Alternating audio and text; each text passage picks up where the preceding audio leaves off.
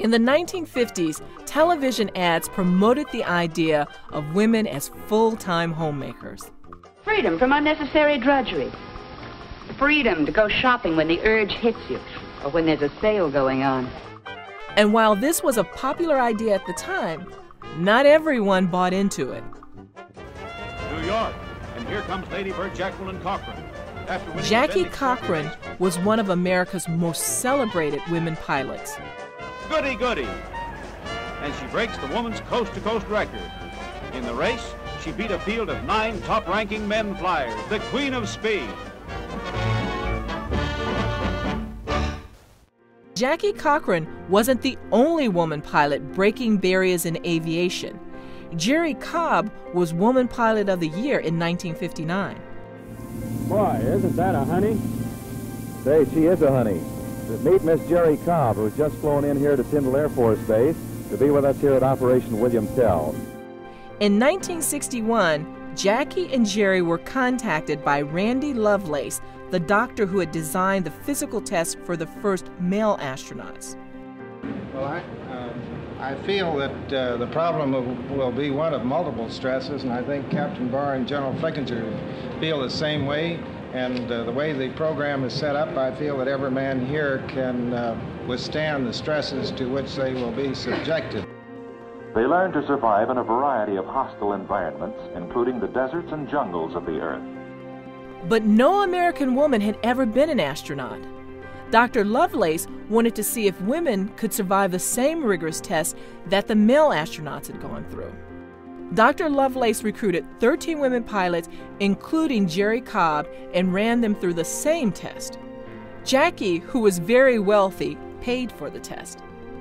Jeri Cobb called the group the Fellow Lady Astronaut Trainees, or the Flats. Jeri Truhill and Wally Funk, 2 other women in the group, remember what the testing was like. The thing that hurt was when they injected super cold water in our ears. And that would put you into vertigo. You would actually whirl around and around and around, and they wanted to see how long it took you to recover from vertigo. They said, tell us when you quit spinning. So I said, I've quit. And they said, no, you haven't. I said, how do you know I haven't? They said, because your eyeballs are still going round and around. The women performed the test as well as the men had, and in some cases, they did even better.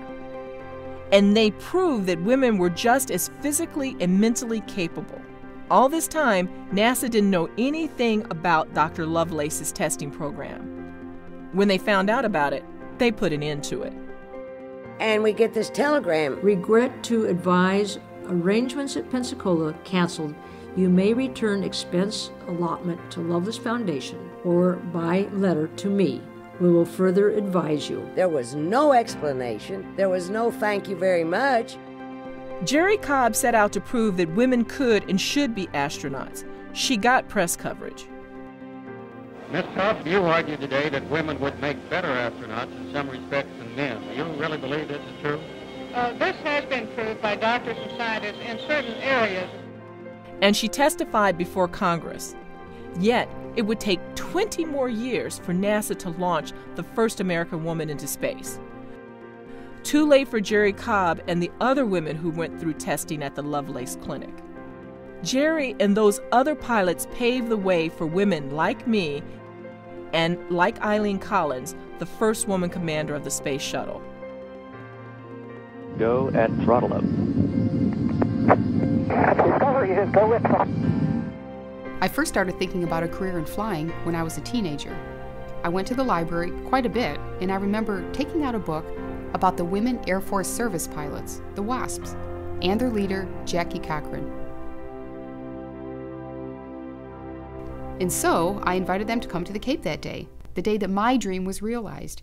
I was the first woman commander of a shuttle. I wanted them there so that they understood they had a role in women's history too. Because while these women were never astronauts, they were pioneers, the definition pioneers.